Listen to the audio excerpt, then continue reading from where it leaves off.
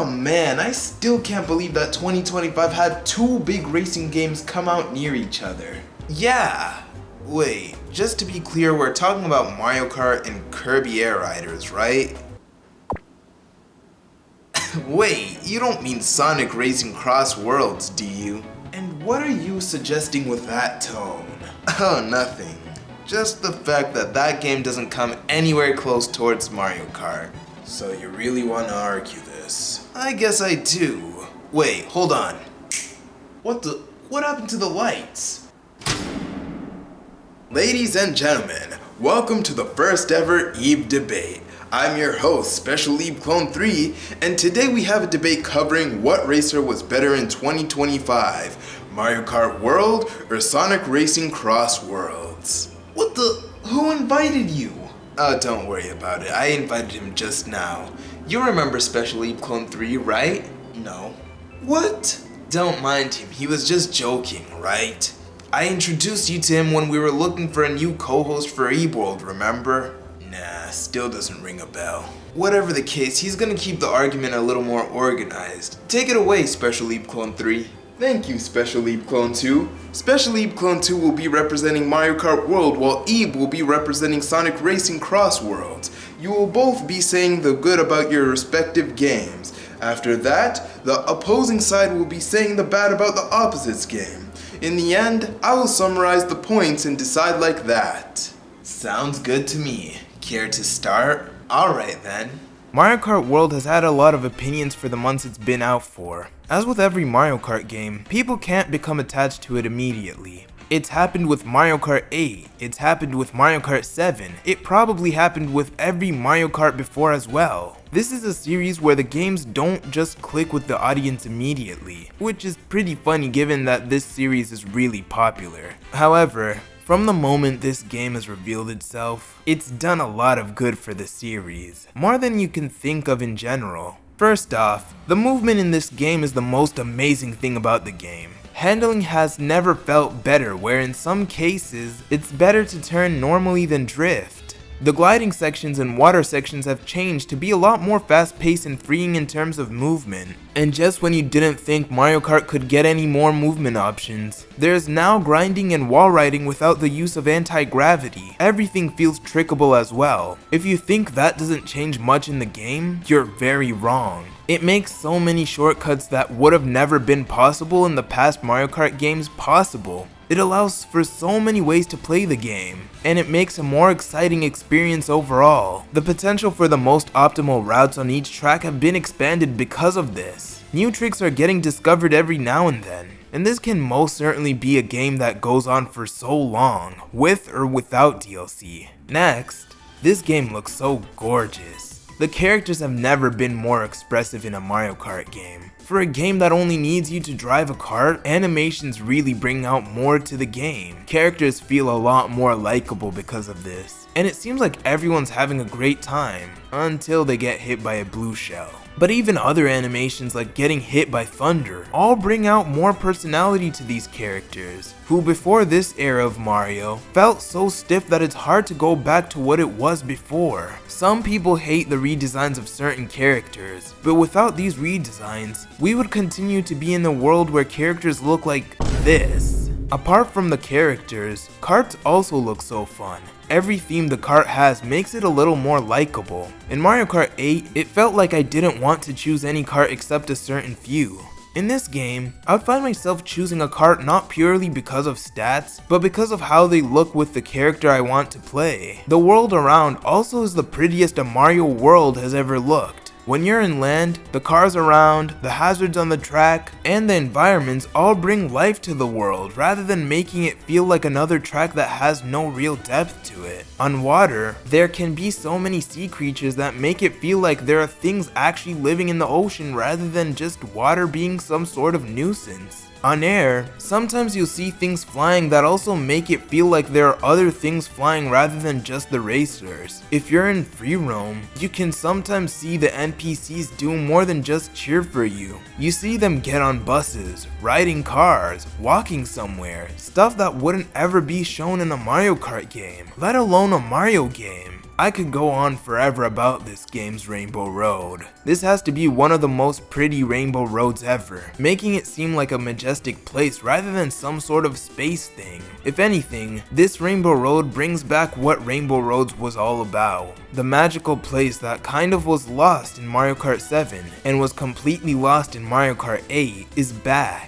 And before anyone jumps me for saying it was kind of lost in Mario Kart 7, I mean that more in the theme rather than the actual gameplay. The amount of depth the game has is far too much for me to even talk about right now. But just know, this game has so much going for it. Whether you're in land, water, or air, it brings out so much life. Let me talk about the one thing that had so many people collectively praise the game. Even the ones who complain so much about the game. And that thing is this game's music. Believe me, this had to be the greatest soundtrack in a Mario game. All the original songs for the new race tracks sound so wonderful. The returning tracks have the songs that haven't changed in decades sound very brand new, like SNES Mario Circuit or Airship Fortress. And then, the biggest part of the music is the plethora of remixed Mario songs. You heard that right, Mario songs, not just Mario Kart. There are about 500 songs in this one game alone. Some songs remix the same song multiple times with different themes. There are songs that are more fitting for free roam, and there are also songs that are perfect for the race happening. The soundtrack is amazing and I could get lost in it for hours. Finally, I want to go over some things I didn't have the chance to categorize.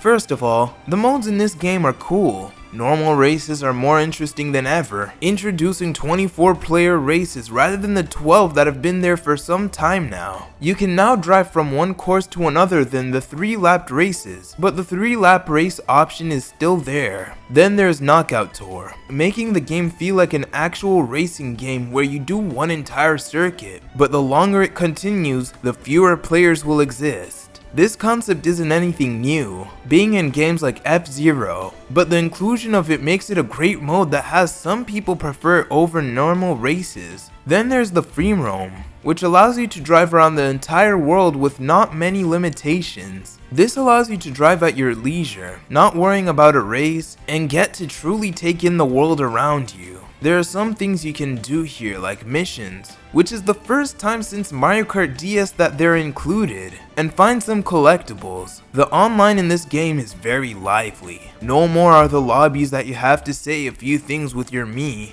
And hello to the free roam with all the players in the lobby. This game is really big for a mere kart racer, and it will be looked back as the greatest Mario Kart game of all time.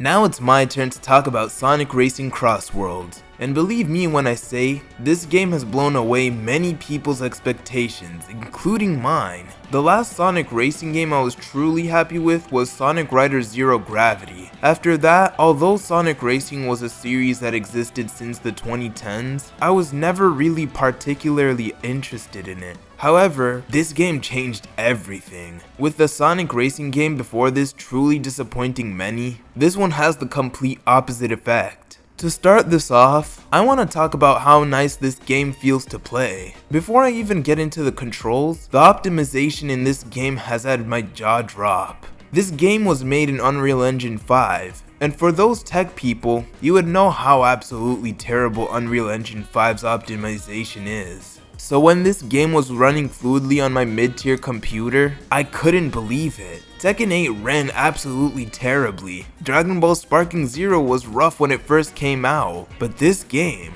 this was something else. And then I actually played the game, and let me just say, I have never played a racing game where everything felt so snappy. If I want to turn, I turn fluidly. If I want to drift, I drift fluidly. This game's controls had some getting used to since it feels very different from Mario Kart, but after you get the controls down, you'll enjoy simply just driving. Nothing feels against you. And then there are the other things that affect the gameplay. The gadget system is something I didn't expect myself to spend some time with. They change up the gameplay so much. The amount of vehicles you have and the fact that you can customize them as well make the game have that much depth to it. No one will be playing with the same exact option, which makes the races so unique. There are also the water sections and the air sections. That alone changes up the game. The racetracks in this game are so well designed. Every track in the game will have you experience the different modes of transport one way or another. The entire track won't feel too wide or too narrow. All the areas feel like they're part of the Sonic world, whether as an homage or a reference. And they're really fun to do for 3 laps. They don't feel very long to begin with, so the whole race would take about 2 to 3 minutes. However, in the middle of the race, for the second lap, you go through a CrossWorld that takes you to another dimension.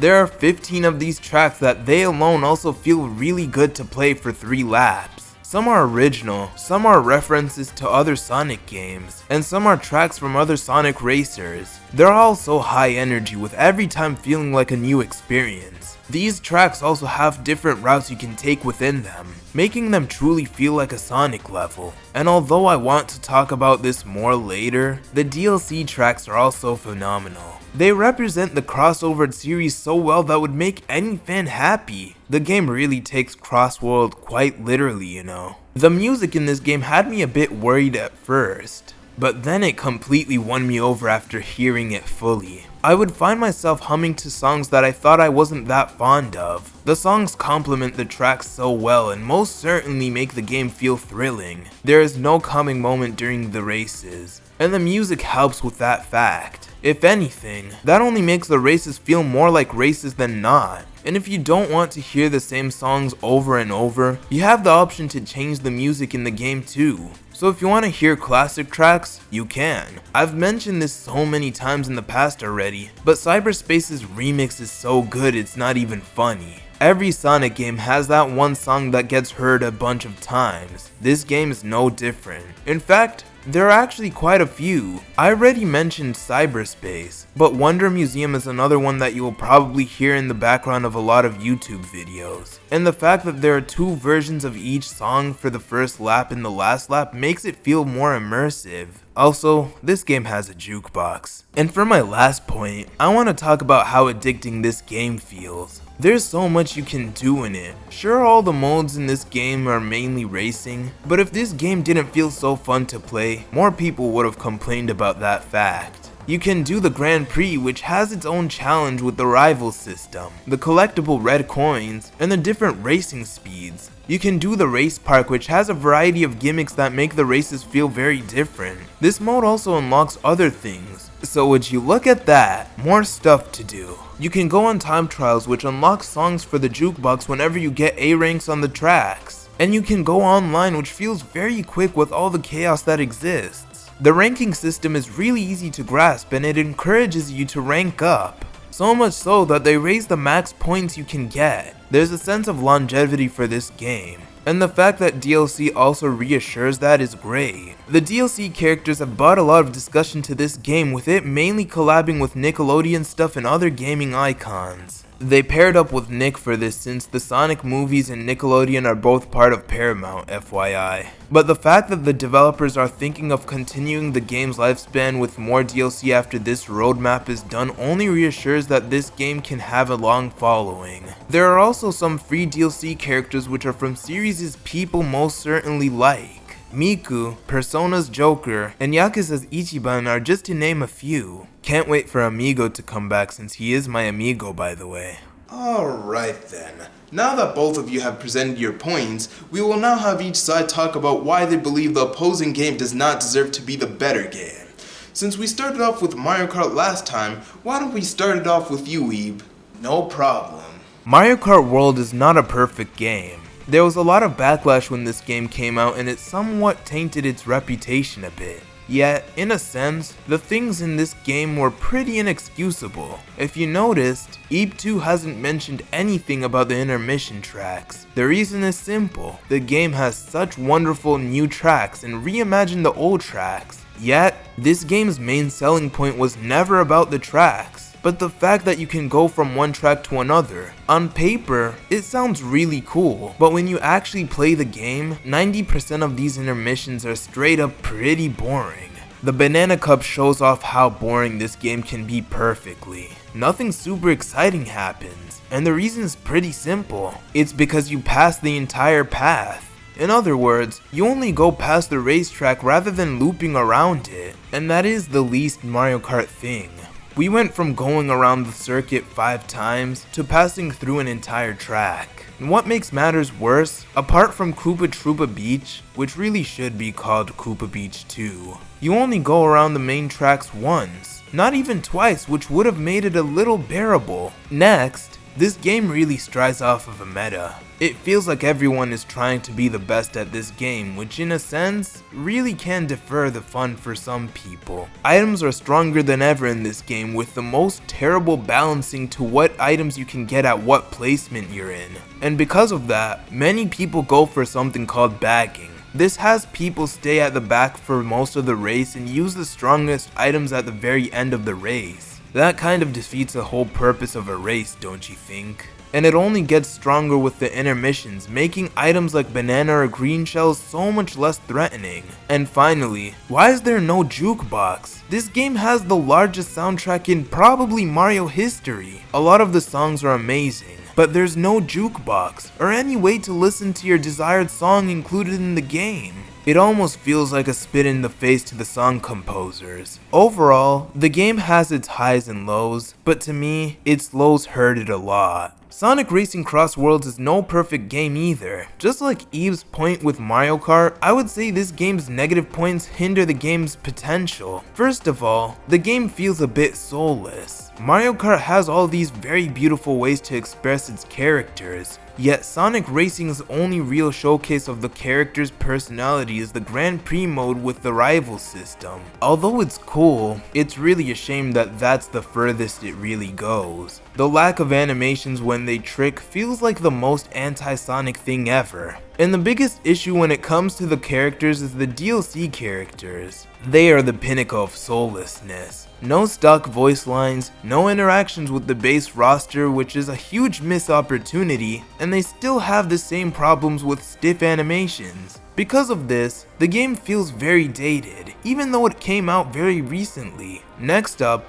why are this game's items randomly strong? The attacking items are easily way worse than Mario Kart's. Although Mario Kart's items are strong, they're only that way because of how many players are in the game at once. In Sonic Racing, one item is all it takes to completely ruin your race. If you think you can come back, you're most likely very wrong. And although you can exploit the items in Mario Kart for your advantage, in Sonic Racing, there's a gadget that raises the chances to get attack items, so you won't even need to do a certain strategy for that. And finally, why are the online lobbies so boring? You can definitely tell this game was trying to compete with Mario Kart 8 rather than take chances with something unique. I guess Team Sonic Racing is the reason for that one. But back to what I was saying, you have to sit in the online waiting lobby for almost a full minute, doing nothing at all. You can't practice a lap, you can't drive around anywhere to kill time, you just wait, sitting there while hearing a beeping sound. You can't even listen to different music or anything. It's pretty dull, but that's all I really have to say about this game. Thank you to both sides for presenting your points. Before I move on to the verdict, I'll summarize the points that have been presented. Starting off with the Mario Kart points. The game is the biggest game in the series yet. So much going for it with the new movement options, the amazing courses, the very expressive characters, the fantastic music, and much more. However, the game kind of kills what made Mario Kart so much fun with intermissions that feel very uneventful, the lack of a jukebox to listen to the music, and the strategies that make an already unbalanced game even more unbalanced. Sonic Racing CrossWorlds, on the other hand, has been the most surprising game to come out from the series. A huge step up from the game before, having better representation in its tracks, music that can be remembered for years to come, and a bright future. But some things do ruin the game's experience with very stale animations, the online lobbies being boring, and really strong items that can be game ending. Both very good games with very heavy criticism surrounding them. And now that all the points have been compiled, this debate's winner is... Wait, I can't do this. I can't do this! No! No! Did he just... Oh yeah, I forgot to mention that this Eve clone fumbles under pressure. So then why did you bring him out of any other option? I just felt bad for him, okay? Well, whatever the case, does there really have to be a winner for this? I mean, both games are pretty fun, and what makes them even more fun is if you play them with someone you know. Are you suggesting that you want to play together? Come on, go grab yourself a controller and let's play. You're on.